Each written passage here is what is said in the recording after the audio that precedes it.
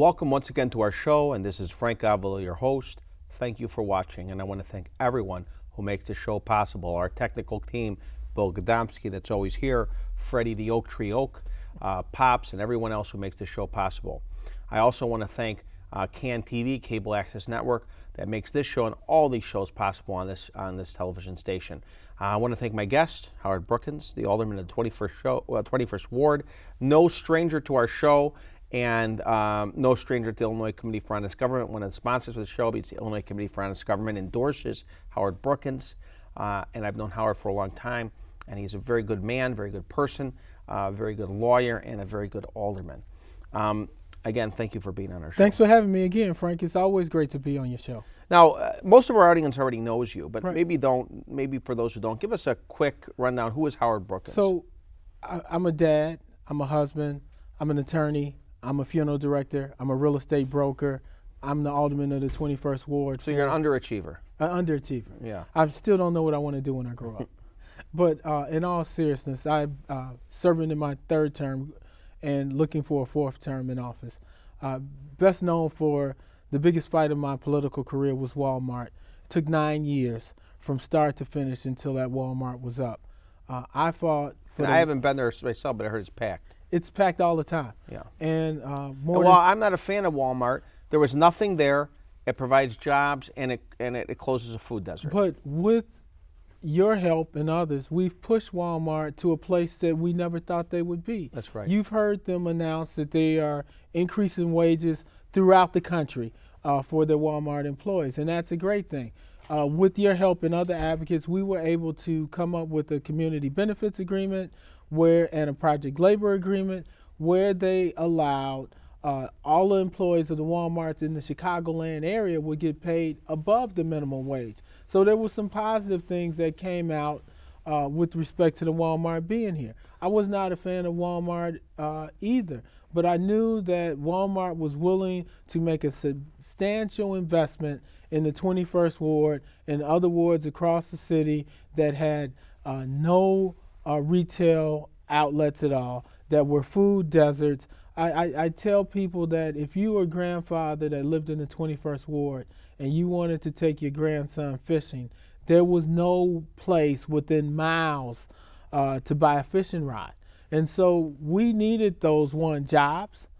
Jobs are important because even at the height of the real estate boom, when I first started fighting for Walmart, unemployment for African Americans was at 16%.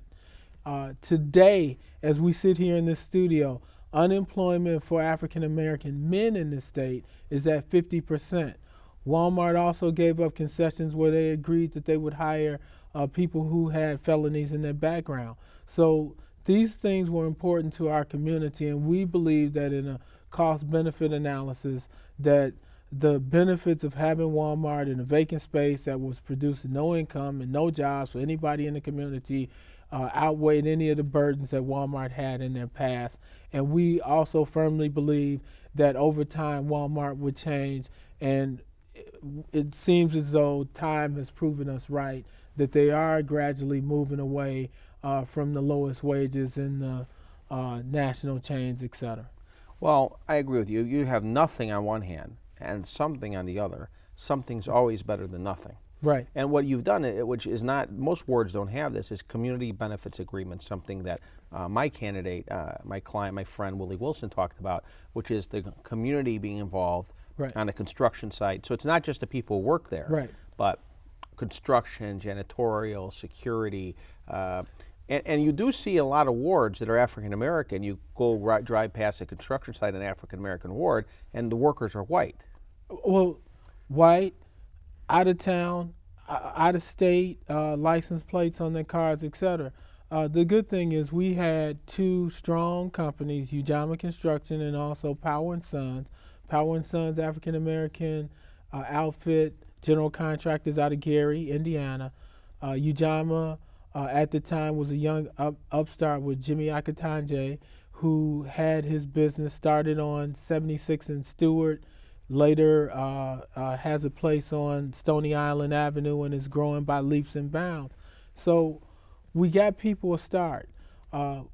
We also have the oldest African American a private detective agency and security company, Star Security, who does the security for Walmart. So all of these people have been able to get starts or increase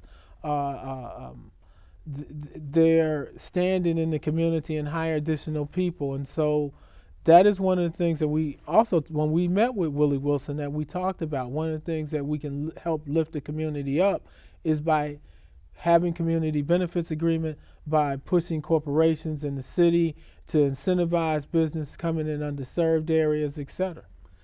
And also, I heard that most of the employees in Walmart, again, I have not visited your Walmart, it's not where I live, but I have friends who've gone there. It's mostly African American employees. The people who are serving you at the cashiers, at the various departments, are African American. They did hire a lot of local hires, and people right from the 21st Ward and the surrounding wards.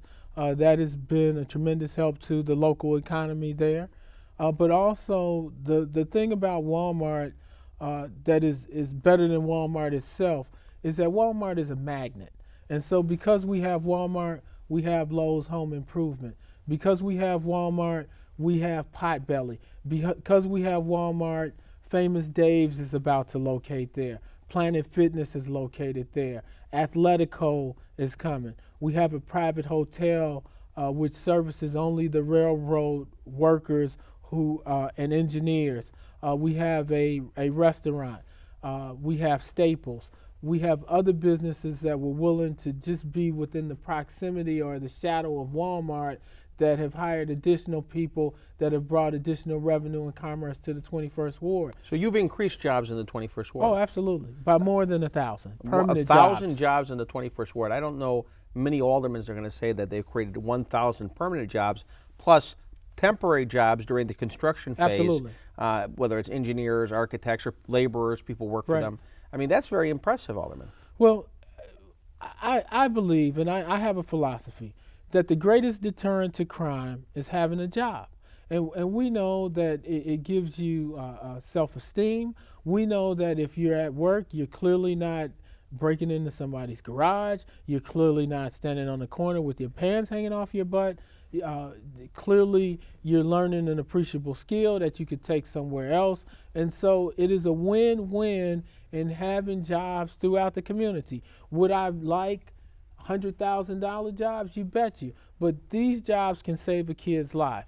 These jobs can get a kid off the street, give them some respect, give them some dignity, and give them the extra to move on for a better job or to stay in school. You know that there was that study by the University of Chicago that 43% or a great percentage of the kids who got the jobs in one summer Chicago did not go into a life of crime, and it was a significant percentage over the kids who did not have jobs for the summer. And so we're finding out all of these social benefits to having something that we take for granted. Because I know that you, like me, when we were kids, we made a job. We hustled pop bottles back to the store. You know, we cut grass. We did anything to keep ourselves busy and occupied.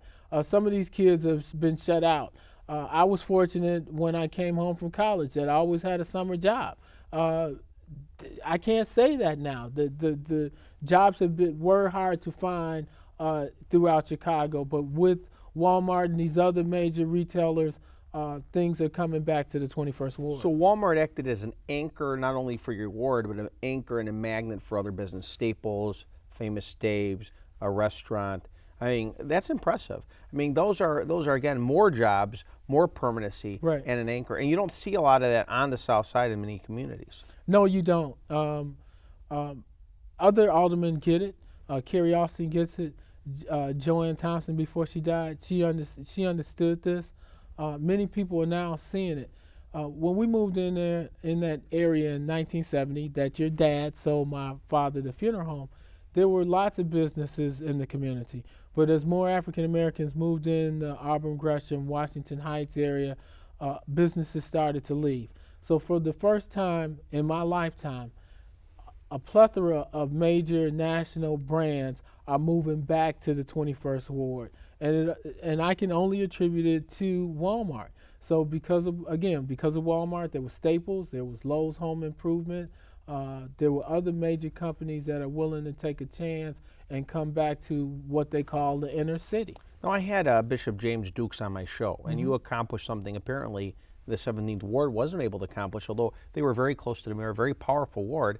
He said there's not a major restaurant chain in his ward, a sit-down family restaurant, Red Lobster, Denny's, well, even a little higher than like Olive Garden. Right. And so he had an idea of creating a restaurant row.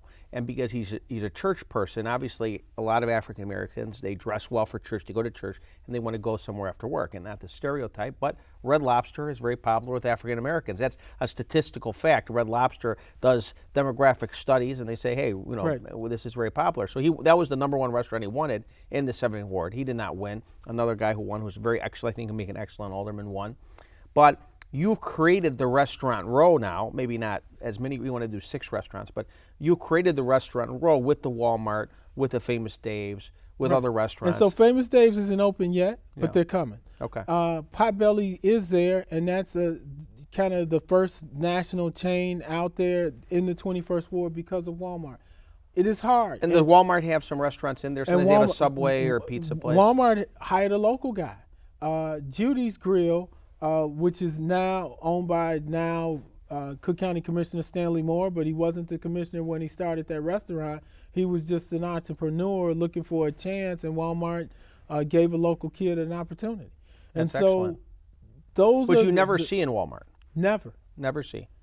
And I attribute that to the work of me and Emma Mintz. Yeah. Emma and I both pushed, and so on the west side it is Uncle Remus Chicken who is in the Walmart. They have shown that they are willing to kind of break up the model, change it a little bit to fit the urban area, and I think that that's a good thing. Because usually you only see a major chain there, like a Subway or a Pizza Hut or something of that nature. Correct. And sometimes they have their own deli stations. So you were talking about filling the food desert. So what does Walmart do to fill the food desert, or a retail desert, as you said? Well, we have more of a retail desert than a food desert. I like to think of the 21st Ward as a food oasis, because we do have Jewels. We have 2 Jewels. We have Food for Less. We have Aldi's. We have Walmart there. But with that said, you still could not get all of the goods and services that you needed just by staying within your community. And so for many residents on the south side, and particularly the 21st Ward, their Saturdays consisted of tracking out of the city to some other areas to go shopping to get the goods that they needed in their everyday life. Right. And Walmart has filled kind of that gap. And we look forward to other retailers coming into the African American community.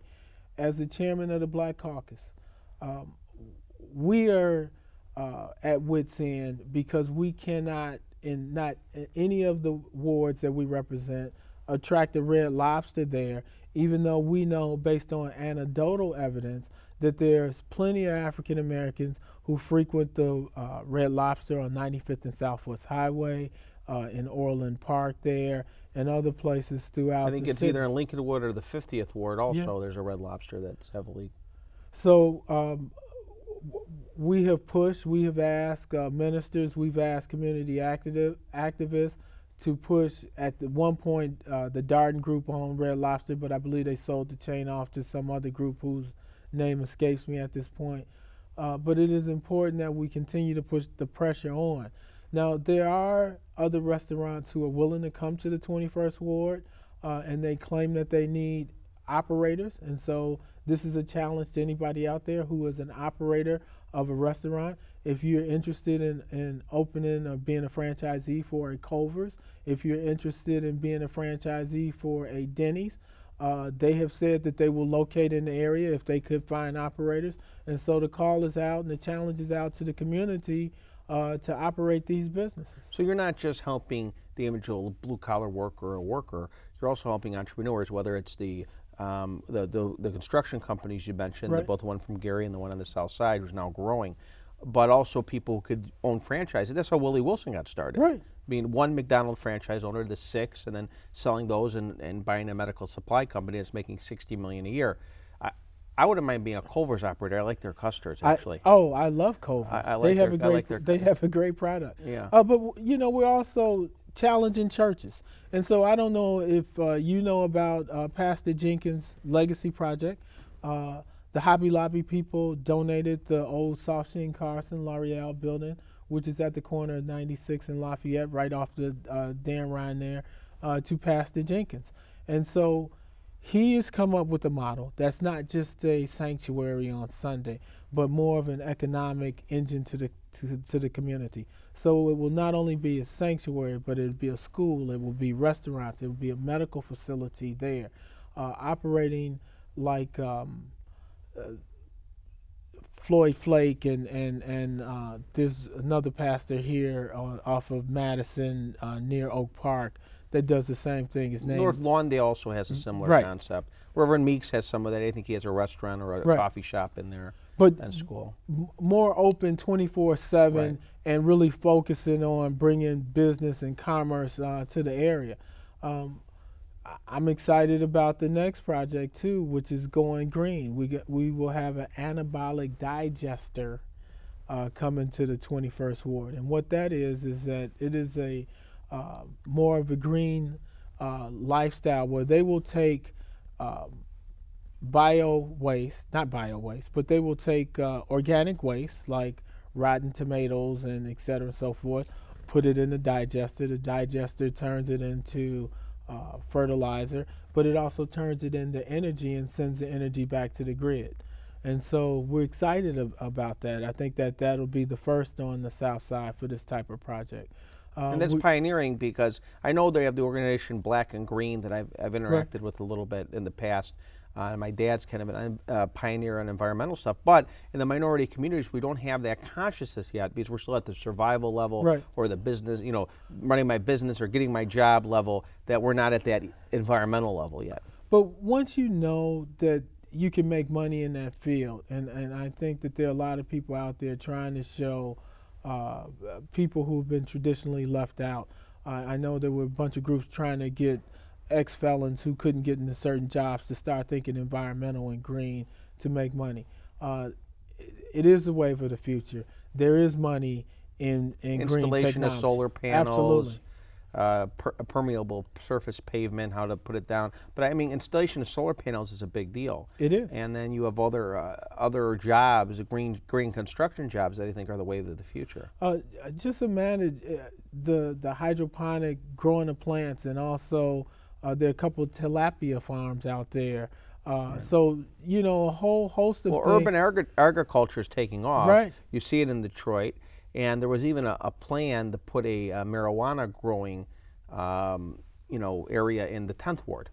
They haven't approved it, but there was a plan to create a urban agriculture of marijuana, and most marijuana is grown hydroponically. Right. So if they do legalize marijuana, and I'm not, talking about that issue, but if they do, or even with the medical marijuana, you could grow it in the city of Chicago. You don't have to necessarily grow it downstate. Exactly. And that could be an additional boom for the economy and give somebody some appreciable skills. Right, because the skills you would do growing even marijuana could be translated to growing in some other kind of indoor hydroponic farm. Absolutely. So what are the top 3 achievements you did as alderman since you've been elected in 2003? I would say jobs, and the Walmart fight was a big thing, but it's the other jobs. Because jobs fight crime. Absolutely, jobs fight crime. But we've been on the forefront of fighting for a bunch of things. I was one of the first aldermen out there talking about Burge and the atrocities of Burge, trying to strip him of his pension, et cetera. And I know that for a fact because, of course, I was one of the plaintiff's attorneys. Absolutely. And I saw Joy Mogul from the People's Law Office out here in the TV studio. She must have her own show. But of course, I was Aaron Patterson's attorney, and I've been on the John Burge issue. And you were probably the top alderman who talked about John Burge. A lot of aldermen, including a lot of African-American aldermen, were scared to talk about that issue. And some of my older colleagues pulled my coattail and said, hey, Alderman, why are you talking about this? Those people are criminals. And I said, no, they were accused of crimes, and they have been proven to not just be not guilty, but proven to have not committed those crimes and were innocent. So now we are currently fighting so that those people, and I believe it's 94 of them, who did not receive settlements, get some measure of justice and some type of reparation for the harm that they've done. And the studies have shown it's not just with them being locked up or in jail. Some of them are as old as 65 years of age, but also it has affected their kids and even potentially their grandkids. And so we're currently working or trying to work with the administration, and we're working with the justice groups to come up with some measure of justice for these people. We've done a lot of things in the realm of jobs, social justice, fighting for people, etc. We've created an office that has an open environment. Before I was alderman, there were no town hall meetings in the 21st Ward. Before I was alderman, there was no constituent night where you may not agree with me, but I've never shied away from answering the question directly and giving you an articulable, reasonable answer as to why I've gone in that particular direction. I think that things are moving in the right direction. There's been an equitable distribution of resources throughout the 21st Ward. And, you know, we're out there fighting each and every day, Frank. And one thing that I think you've done, which is unique and is important, and you know, some people say, well, they don't deserve it because there's one who bad, I did good, sort of like the prodigal son, right? But ex-felons, ex-convicts, that they have a hard entry. You're talking about a 50% level unemployment for African Americans, and those who are ex-convicts may have higher. And in certain areas, I heard that from African Americans from 18 years old to, let's say, 40 years old, you're talking about 80, 90% unemployment in certain low-income, high concentration of poverty areas. So we have an issue where we want them to get off the streets and in jobs, and I think it's necessary to employ ex-convicts. Now, I know some people, it's counterintuitive. Somebody said, well, why should they get a job when I want a job? And unfortunately, we have a shortage of jobs. But I think that Walmart hiring the ex-felons is important. Oh, that's important throughout every community, and but especially I think in the African American and Hispanic communities. But these are people, and they have to eat, they have to survive. And so if they can't get a job, if we put barrier after barrier after barrier in front of them, and they can't have certain jobs because they can't get the license because it's illegal for them to do, then you are forcing them back into a life of crime. We need to be able to change that mindset, and that's the only way we're going to make our community safer. And yes, we would love to have full employment for everybody who wants a job to be able to get a job. But also know that people will not locate to communities unless they feel safe within the community. And if it's high concentration of ex-felons who are not working, people are not going to live in those communities, and the vicious cycle will continue to turn over and over. I think the other issue is that some people who are felons because they were busted smoking marijuana or something relatively minor, that there was disparate treatment in terms of either the sentence or the initial charge, or they had a weapon just because they were in a bad area. They're not criminals, but you know, they're coming home from work, they had a weapon because they were walking through some gang territory. They got picked up by the police without probably violating Fourth Amendment. They have a weapon, now they have a felony UUW when it was a felony. And so not everybody with a felony necessarily deserves that felony. And I agree with you. And another proud moment I have is the Black Caucus standing together, and I as chair, against these mandatory minimum sentences. And everybody thinks that the way to fight crime is to put people in jail forever. And we know now with hard evidence that it just doesn't work. And so when certain people have been pushing for mandatory minimums for certain crimes out there, nonviolent offenses, you know, we've pushed back because we know that it disproportionately affects African Americans. We also know that it doesn't work and it doesn't keep us safer. And so I agree with you that I know a lot of people who just wanted to get home safely, and they may have been stopped or arrested for UUW. They weren't brandishing the gun, they weren't robbing anybody, They just had the gun for their own personal protection, and now they're stuck with a felony and they can't get certain jobs. Now, we only have a few minutes left, so there's two things I want to ask you. The first one is, what are the top three things that you'd like to do if you were reelected? Well, one, we need to continue what we started. So because Walmart was not 8 years delayed, all of the stores that initially had committed to come to the area are not there. So we need to fill in that space. Two, I want to see this anabolic digester up and running. We're also building housing, quality housing for not only seniors but for veterans within the ward. And we're also trying to attract middle-income families back to the 21st ward. When I grew up, it was a solid middle-income neighborhood with middle-income values. People have opted to move to the suburbs for a variety of reasons. Some no shopping choices, some the wrong type of housing, some poor school choices. And so we're happy to say that we have some of the best schools, grammar schools, one of the top grammar schools in the state right there in the 21st ward. We have a lot of performance schools. So we're trying to put the whole package together to bring people back to the 21st ward. It's a great place to live. You had no school closings with the school We had closing? one school One closing. school closing, okay. We had several on the chopping block. We were able to fight and keep Mahalia Jackson open, and that is a beacon for kids who are deaf and hard of hearing. I believe President Obama came there.